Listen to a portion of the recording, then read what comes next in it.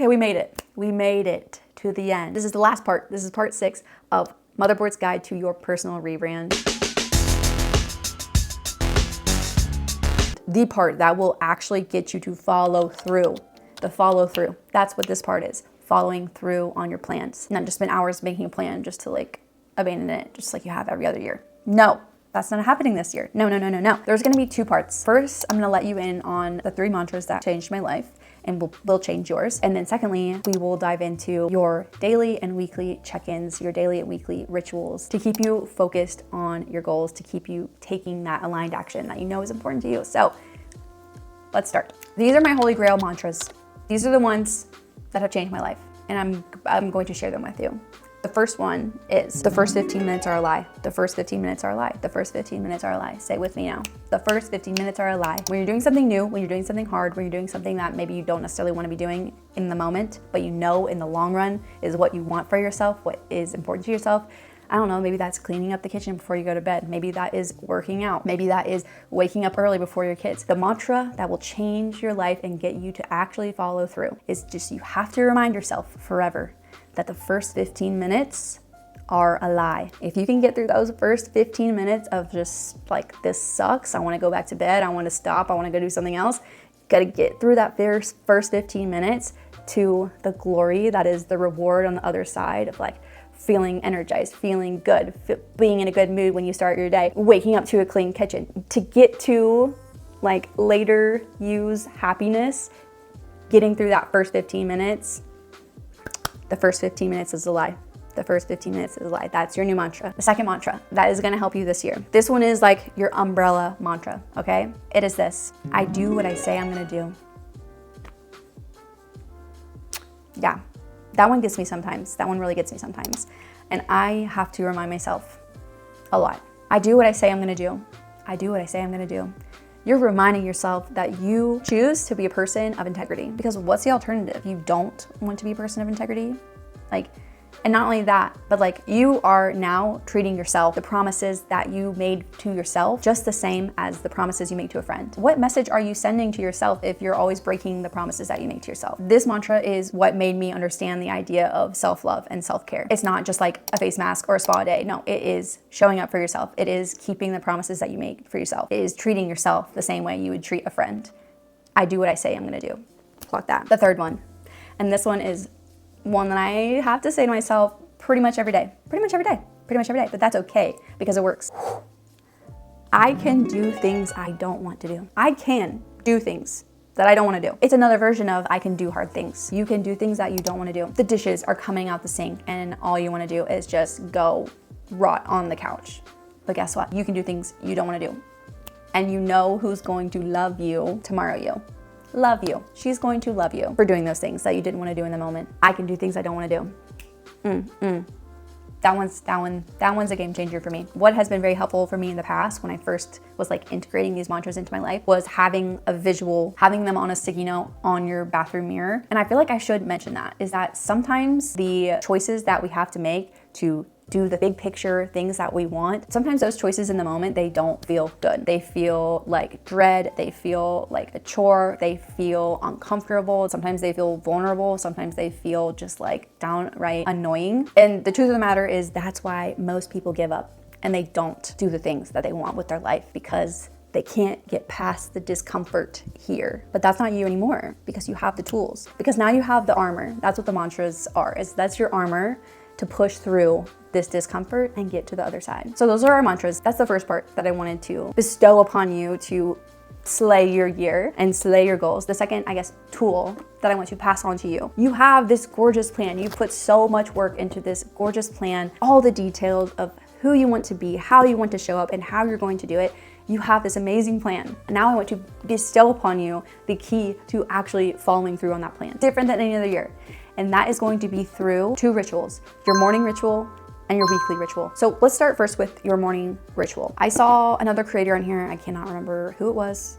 If I can figure it out, I'll tag them below. But yeah, a huge shift in her life was when she started waking up for her kids, not waking up to her kids. And I know that is probably not the advice you want to hear. I know. I'm like, I cannot even tell you how many seasons of my life I would be so annoyed I would be so annoyed by people who say, just wake up early before your kids. I know it's annoying, but it's annoying because it actually is true and it actually works. It actually works. I will say, here's a caveat. If you are like in the newborn era and you're like never consistently getting a night's sleep, this is probably not for you. It can be for you if you just like choose to say like, I'm already sleep deprived, so I might as well wake up early. Or you can just say, okay, this is not for me right now, and I can pick this back up once my kid is sleeping, which hopefully will be in the next couple of years. I don't know. No, I'm sorry. I'm just kidding. They'll sleep. They will sleep eventually. But everyone else, this is for you. It's annoying, but waking up before your kids really works. It really helps.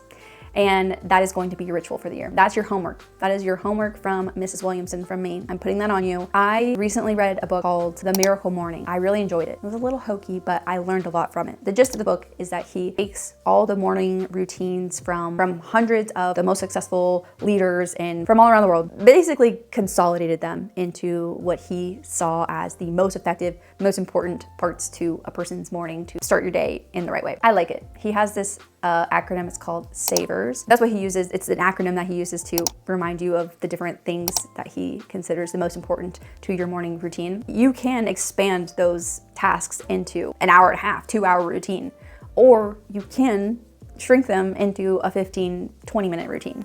It's really up to you and what season of life you're in. But so it doesn't really matter how long it takes you. The important thing is that you have a morning ritual where you check in with yourself and you check in with your bigger picture why. I'm gonna show you what my morning routine looks like, but before I get there, I'm gonna back it up and I'm gonna walk you through, I'm just gonna kind of like give you the Spark Notes version of what the Miracle Morning, what the SAVERS acronym stands for. So S is for silence, and that could either be just actually sitting in silence for 1 minute. It could be just doing some mindful breathing. So breathing in for 4 counts, breathing out for 4 counts, and just paying attention to nothing but the sensations of your breath. It also could be a guided meditation. There's so many apps out there. There's so many free YouTube videos. I really love the Waking Up with Sam Harris app. It's fantastic. He also has a podcast. It's so good if you're new to meditation. So that's S. S is for silence. Again, you can see how that could be 15 minutes or it could be 1 minute long. A is for affirmations. I have 2 like umbrella affirmations that I read every morning. The first is my affirmations of gratitude. I literally say this out loud to myself every single morning. I'll share mine with you. Okay, it goes like this. This is my daily gratitude. I have so much to be grateful for. I'm grateful that I'm safe in this moment. I'm grateful that I have the ability to breathe this breath. I am grateful for the people in my life who love me and whom I get to love. I'm grateful for my spiritual connection with God. I am grateful that I have a roof over my head, food to eat, clothes to wear, and so much more. I am even grateful for my challenges because they enable me to learn and grow and become a better version of myself. I am grateful that no matter what happens to me, I can always choose to be at peace with what I can't change and generate the mindset and take action on what I can control. That's my daily gratitude affirmations. Then I move on to my like umbrella affirmations, which are these. I am exactly where I'm supposed to be to learn what I need to learn, to become the person I need to be to create the life I want. That's the first one. And then the second one, I am just as worthy, deserving, and capable of creating the life I'm committed to as any other person on this earth. And I will prove that today with my actions. Love that. Okay, those are my daily affirmations. Again, that takes 2 minutes to read through those because I have those written out and just read them out loud to myself. Then the V, so that's A. V is for visualization. This is where your vision board, your vision that you have scripted out, that's where it comes in, is every single morning, just take a minute to look at your vision board, read back over your goals, and you are reminding yourself of that commitment. And then not only that, but you're also, I know this sounds really woo, but I'm telling you, it really does work. You are just taking a minute to feel these things, really feel them as already existing as a part of you, as already existing as part of your story. It's truly what has made the hugest difference in my life over the past 3 years, especially like starting my business and starting content creation and taking risks that I really never saw myself taking ever in my life. This visualization piece is what has transformed the most for me. There's a really great book. It's called The Source. It's written by a neuroscientist, Tara Schwartz, I think that's her name. She was also interviewed on Mel Robbins' podcast. That's where I first found her. But she talks about the neuroscience behind a vision board and why it works. And essentially what I took away from it is by actually feeling and telling yourself that these things already exist and you're just showing up and letting these things happen to you because you already know in your bones that they're happening, that they're already a part of your story, they're already a part of who you are. That process, you are creating the neural pathways in your brain because your brain doesn't really know the difference between a visualization and reality. Telling your brain that that is already possible, that already exists, that is possible, that is reality. Going back to what we talked about, like those self-limiting beliefs, that is really how you shed those self-limiting beliefs because your brain doesn't see the threat. These big goals aren't a threat anymore because in your brain they feel comfortable. In your brain they already feel like a part of you. And yeah, I don't know how else to make that sound less crazy, but it is helpful. It is so helpful, and you will do it every morning this year. Yes, ma'am. Okay, and again, that doesn't take long. That can take 5 minutes. E is for exercise. I don't know, I haven't really landed on a spot for myself of this. I've gone through phases where I love to go to the gym first thing in the morning, like absolutely love it, especially when I'm dreading going to the gym because then I just get it out of the way. There's no room for me to bargain with myself and say don't do it. And also like I'm the best version of myself. Like I'm the best, happiest, most fun mom in the morning after I've been to the gym in the morning. But I haven't done that in a really long time and I haven't really figured that out. But what I will say is even if you're not going to the gym in the morning, even just having like a few stretches that you do as a part of your ritual, just to kind of like get oxygen into your blood and get your brain going for the day, that makes a huge difference. And again, that can literally be 5 minutes long, just doing like a cat-cow or stretching your legs, doing a downward dog, whatever, getting the blood flowing. That is part of your morning ritual. The last two, R and S in savers, I think they're very important. But for me personally, I have shifted them to be a part of my nighttime routine because my mornings are already so chaotic and like I feel like I have to get my kids out the door so early. So I do the R and S at night, but those are, R is for reading. That is reading, learning something new. Or I don't know, it could just be reading fiction. I don't know, it could be whatever. It's just taking a few minutes, 10 minutes to absorb knowledge that's not the junk food of the internet. That's the R. And then the S stands for scribe, which is kind of a stretch, but basically he just means journaling. That is a habit for me that's very important to me this year. I'm in such a better mental place when I am consistently journaling, but I haven't really been doing that for a while, so that's on my list to really, that's on my daily routine now to get my journaling in. And again, it does not have to be an hour-long journal session. It can be, I'm gonna write 1 page in my journal, or I'm gonna write half a page in my journal. It doesn't have to be anything. It's just taking a minute to connect with your thoughts, stream of consciousness. Okay, savers, we did it. That's your morning ritual. Your next bit of homework is your weekly ritual, which is your motherboard check-in. And I know we've already kind of talked about this, but it could be whatever day makes sense to you. Thursday for me is like one of my favorite days to do it because then I can look at the weekend ahead and the beginning of next week. I don't know, it makes me feel like more prepared going into the weekend. And then I think it also really helps with Sunday scaries because I feel like I've already thought about the week and I'm feeling prepared.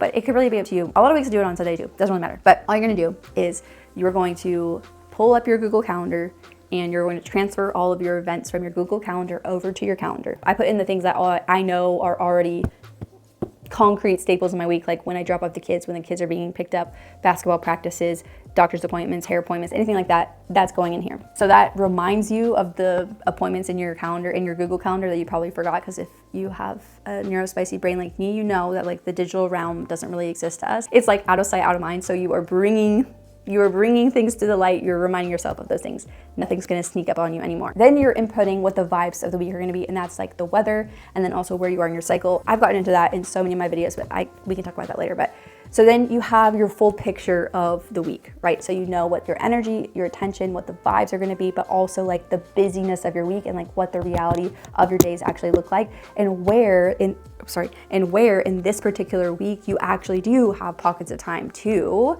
put in your habits, the things that you actually want to do, the things that are actually important to you. That's when you're looking at your habit tracker for the month. Like, what are you focusing on this month? What are the habits that are really important to you this month in this particular season? You're saying, what are my daily habits? Where are those gonna fit in my day? One of my daily habits is I'm gonna take my dog for a walk every day. Okay, when does it actually make sense for that to happen on each of these days? When am I taking Milo for a walk? Then your weekly habits. I wanna have a weekly like intentional fun with my husband, Matthew. That's important to me. We have basketball practice this night. We have parent-teacher conference this night. Okay, when does it actually make sense for us to have like intentional fun together? And maybe that's not going out on date night this week because we're super busy. Maybe that's just we're like watching Pluribus and getting takeout. Like figuring out with the reality, like the actual reality of your week. It's not just a wish and a prayer like, oh, these are the habits that I want to happen. It's saying like, okay, no, I know what my time looks like and I know what's important to me and I can use it like a puzzle and I can put it in so I know that it actually will happen.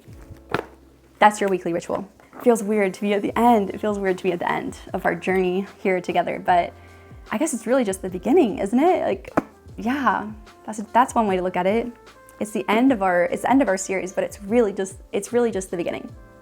It's really just the beginning. I guess the note I want to end on is I really just want to say how grateful I am for you and for making it through all of these videos, for being here with me, for if you are already a part of the motherboard community, like I cannot even tell you how thankful I am. I cannot even tell you how thankful I am because like not just for your encouragement and support, but also just like, I don't know, it just has made me feel so much less alone. Yeah, it's made me feel so much less alone. So you being here has just truly been such a gift to me and I cannot thank you enough, so thank you. We already talked about how 2025 was the year of the snake and like in the shedding of skin, lessons learned. 2026 is the year of the horse and like in that image in my mind, like that is like, we're going for it. We're like taking all those lessons that we've learned, we're taking all these lessons and we are making moves, we're taking action and like, I have a feeling that's you this year. So I'm so excited to see, I'm so excited to hear what you do. I'm so excited to see what we do together. And I hope that wherever you are in your journey, you see that there's light and there's hope and it's never the end of your story. You're always on your way. We're always on our way. Happy New Year.